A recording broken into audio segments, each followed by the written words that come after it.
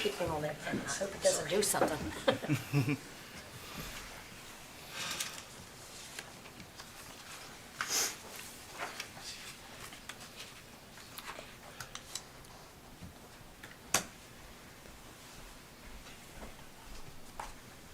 Make sure my phone's turned off. Yeah, I can turn my phone off. My ringer on my phone, my wristwatch. Alrighty, welcome to the Board of Zoning Appeals meeting, May 6th, 2026. In lieu of roll call, we'll introduce ourselves starting down on my far right. Dave Grenoble. Kim Stewart McNevin. Aubrey Anderson. Samantha Stratton, Clerk Treasurer. Manny Herzog, the attorney for the BZA. Jeff Yeager. Alrighty. Up first, we are actually going to do the negative findings of fact from our last petition, number 2025 DVB 006. I read this into the record, yes? Okay. Petition for variance of development standards, negative finding of fact. Based on the evidence submitted, the petitioner failed to meet its burden of proof to show that the grant of the variance will not be injurious to the public health, safety, morals, or general welfare because the reduced side yard setback would result in negative externalities for adjacent legally established property to the north. 2, based on the evidence submitted, the petitioner failed to meet its burden of proof to show that the grant of the variance would not affect the use and value of adjacent properties in a substantially adverse manner because the reduced side yard setback would result in negative externalities for an adjacent legally established property to the north, drainage runoff, difficulty in accessing their southern facade for routine maintenance, etc. Additionally, the proposed accessory structure within the front yard would run counter to applicable infill housing guidelines and result in a developmental pattern not matching properties along the block. 3, based on the evidence submitted, the petitioner failed to meet its burden of proof to show that the strict application of the terms of the ordinance would result in practical difficulties in the use of the property without the grant of the variance because no ordinance stipulation requires placement of front yard accessory structures with deficient setbacks, and nothing specific to the site would disallow the placement of a deck or carport in compliant areas with appropriate setbacks. Decision. It is therefore decided of this body that the variance petition is denied, adopted the 6th day of May, 2026. And do they vote to approve? Yes, Okay. I need a vote, please. Okay. Just I a motion to approve. motion to approve. Do I have a second? Second. All those in favor?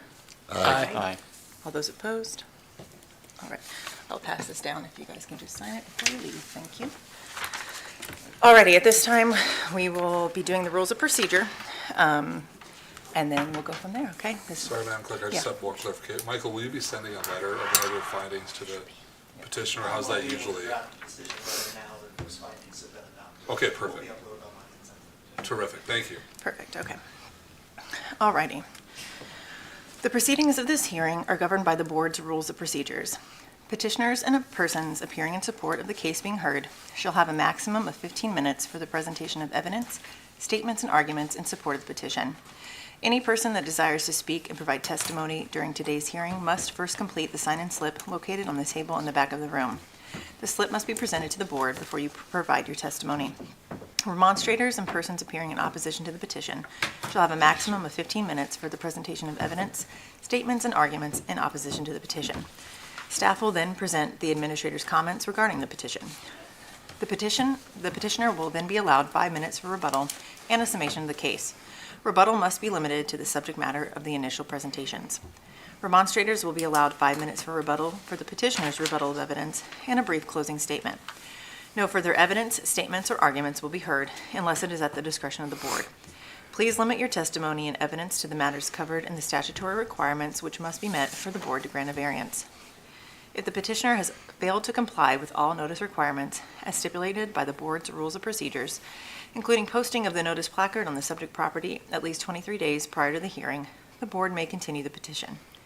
Anyone at this hearing who thinks complete and proper notices have not been given and would like the petition continued due to lack of proper notice must bring this matter to the board's attention at the beginning of the hearing. The board may impose various conditions as amendments before reaching a decision on certain petitions.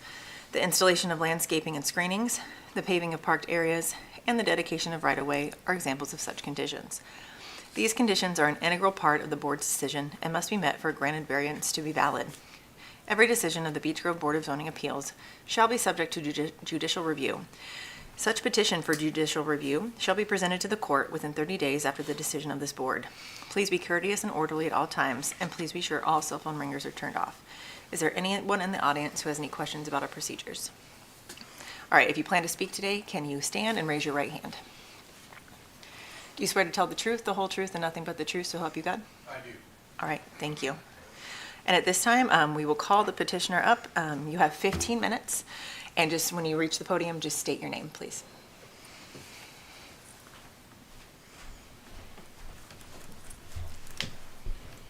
Thank you. My name is David Rutherford. I'm a zoning and land use attorney with offices over in Wanamaker. This particular case, I represent the petitioner, which is a current property owner. However, this is a record for my office. I've now appeared in front of this BZA 4 times on this same piece of property. So I'm sorry that we can't seem to get straight what these people can do. But if you're familiar with the site, it's clearly a tough piece to develop. It's L-shaped. It does not drain right, and it kind of peaks in the middle. And so drainage is what killed the idea 7 or 8 years ago for it to be a banquet hall, is they just could not figure out how to drain it and still put the building where they wanted to do it. So the board's been working with this. We've finally got somebody that actually is an operator of the truck facility. They don't want to do long-term truck parking on there anymore. They just want to have it be a repair facility and clean up what is clearly an eyesore. But what happened the last time when the board worked with us is, and to make sure that we could actually do that on the site with the zoning that got changed, we finally got it engineered. And the engineer struggled and struggled to make that conceptual site plan that had the building in the back and the trucks parking in the front. They couldn't make it work. And so they went and they basically showed the city the changes that they basically want to make the back area now, which is up next 465, the truck parking area for the vehicles awaiting repair, still limited to 15. We're actually going to put an underground retention facility in the center of that, which is horrendously expensive, but that's the only way to get access. And then put the building, which is actually the pretty part of it, up front. So real quickly, I want to show you that this is what the view will be from Elmwood. Instead of having truck parking there, there'll be this building. That's not an extravagant building. It's an industrial building, but it is a whole lot better than what's there now.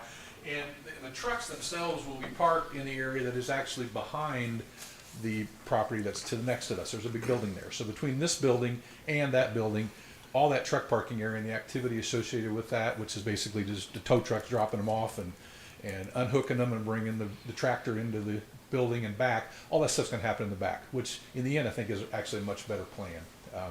So they have everything done. They've actually applied for the permits, but they got stopped because the site plan was reversed. And so they asked us to come back, which makes sense, to get your approval to this revised site plan.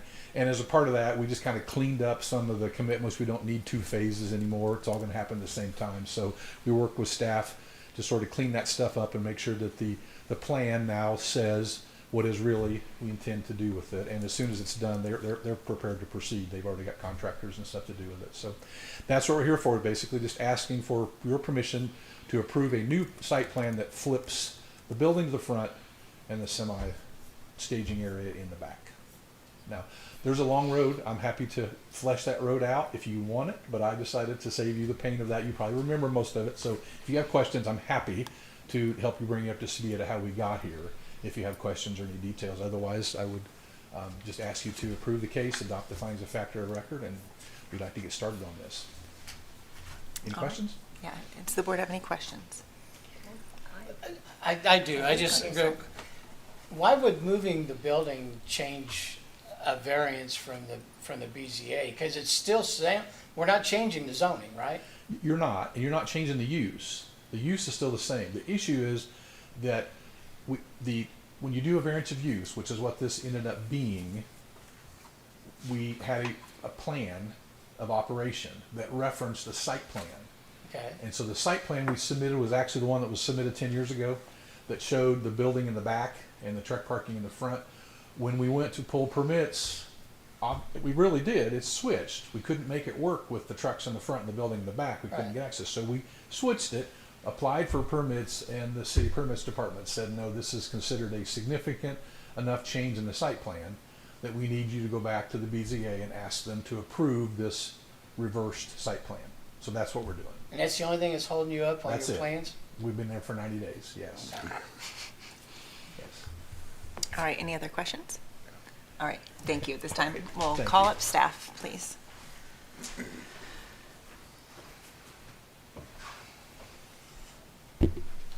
Right, absolutely. Thank you very much to the Beech Grove Board for your time. Thank you to the petitioner for your comments as well.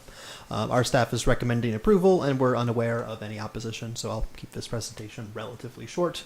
As mentioned, this isn't a new variance of use. They're just seeking to modify the commitments from the previous grant in 2024 for the same site, for the same use, but just for a different layout, as discussed. Going all the way back to 2016, there was a petition to allow for truck parking on gravel surfaces at this site. In 2024, there was a different petition to allow for a truck repair use within the building that was originally proposed by that 2016 petition, and that building was on the southern portion of the site. The 2016 case was a bit before my time working with this board, but the 2024 case was approved by this body, and it was subject to 5 different commitments. 4 of those were recommended by our staff. 1 was imposed by this Board of Zoning Appeals on the day of the hearing. The 2024 commitments were based on that site plan submitted, which showed the repair building on the southern portion of the lot near the highway, and then the truck parking areas to the north of that site, closer to where Elmwood Avenue is. This petition is seeking a new site layout to swap those two, having the truck parking be placed in the south behind where that building of the same square footage would be placed to the north. They don't need a new variance to utilize the alternate layout. They have permission for the truck repair use. But given the way that the commitments from 2024 were written, they do need to modify them. And that involves a whole new petition with a whole new public hearing process. Specifically, we're looking to delete the first comment from the 2024 commitments and then alter text on the 3rd and 5th ones. The before and after versions of those commitments are on page 9 of your staff report. You can also see both the before and after site plans on pages 7 and 8, respectively.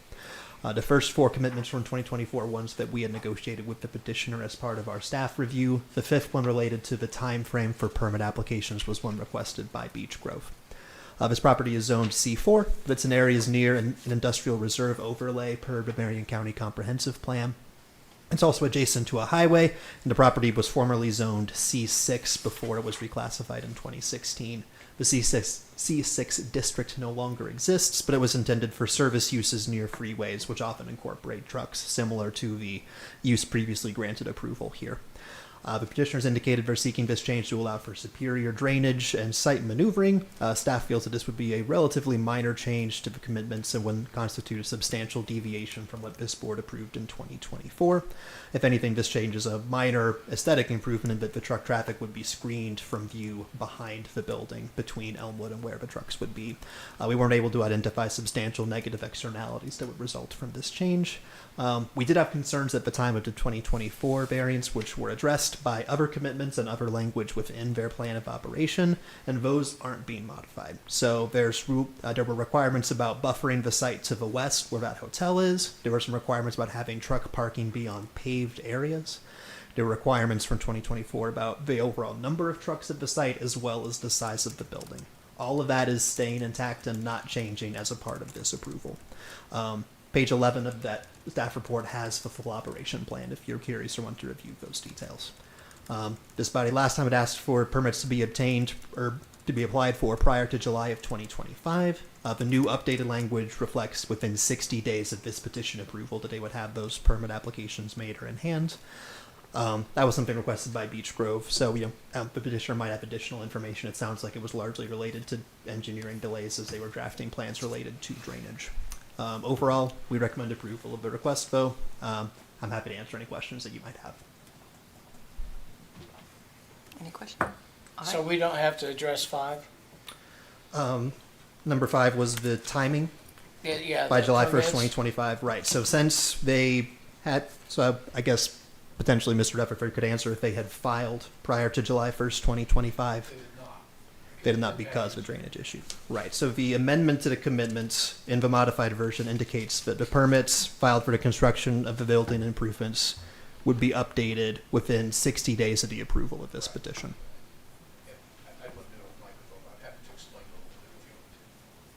Yeah, I'm happy to defer to the petitioner in that regard if they have more context. So they would be locked into applying for permits within 2 months of this approval. Okay. Otherwise, the modification would become invalid, and they wouldn't be able to get the permits. Yeah.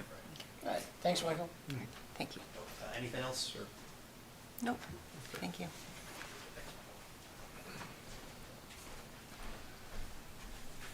Again, I'll just address that real quickly, that my clients actually did not apply on the July of last year because they were struggling to find a plan. They were engineering this, and they did it with the original plan, and it didn't work.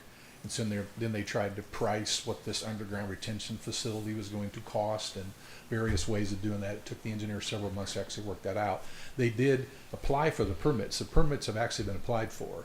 They're just sitting there because they stopped them, because they wouldn't go any further without the site plan problem being solved. So that the technical language is the permits exist. We're going to modify those. We just simply have to modify those to show that this board approved site plan.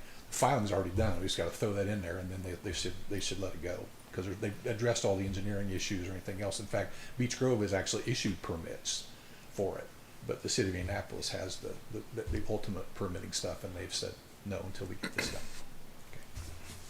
All right, any other questions for the petitioner? All right, All right, thank you. thank you. Well, this time, you can discuss, you can make a motion, it's up to you.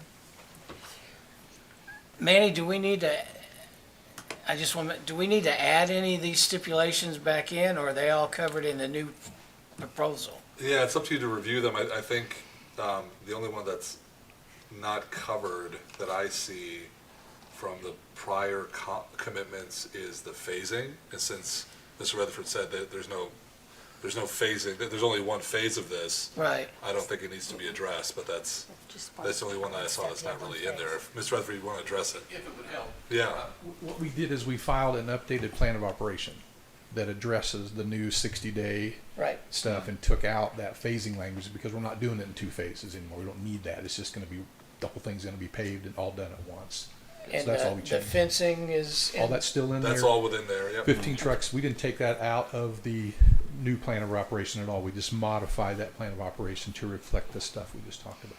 If you guys get your permits within 60 days, do you have a timeline of when you're going to break ground? Well, I'm not Because in I know charge. you got to put the thing at the drainage in first. Well, I'm not in charge of that, but I will tell you that my client is not happy that this has been dragging on for 9 months, because they actually have their own construction company to do the infrastructure work, and so they are ready. This is not a matter of anything other than, and the weather's going to be perfect, so we're in the right time of year to do it. So I don't see them waiting very long at all. Okay. So Anybody think we need to put a timeline on this, considering what happened this last time?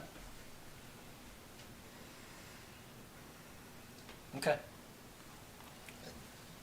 okay, they have lots of economic reasons that they're going to get on this. So Yeah.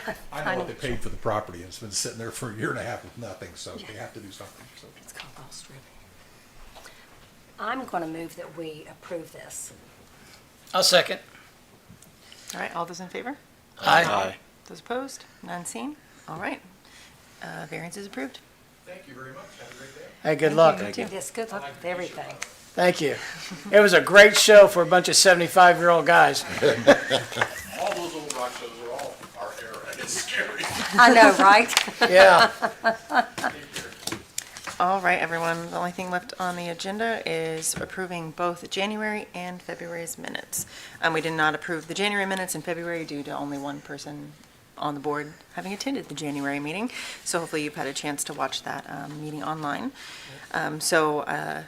If you have, does anyone have any questions about either? I approve. Okay, so motion to approve the January minutes. Yes. Yeah. Yes, yes, okay, all those in favor? Yeah. Okay, and then a motion to approve the February minutes. I'll make said motion. All right, all those in favor? Aye. All right, thank you very much. All right, at this time, we just now need a motion to adjourn. I make a motion to adjourn. I second that. All righty, the meeting is adjourned at 1:23. Thank you, everyone. Thank you. Thank you so much. It did help that I had those in advance. Sorry, Miss Jane. It's a good point. Makes sense.